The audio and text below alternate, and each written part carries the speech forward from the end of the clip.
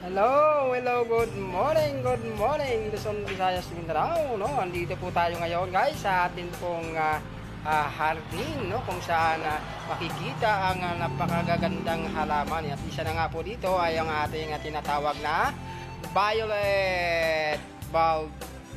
Yan, violet bulb po ang pangalan ng halaman na yan, guys. Ay, bulaklak nito. So, makikita lamang po ito sa mga ikaw nga ay malalamig na area, guys, no? So kung gusto nyo pong magkaroon ng ganitong variety, guys, no, ay maaari po kayo pumunta sa mga ikaw nga tawagin landscaping area. So sila po yung nagpropagate niyan, no? O isa ito sa ating trabaho nung araw yan, yung halaman na napakaganda sa atin po mga paningin. So maraming salamat, hanggang dito na lang, guys. Bye bye.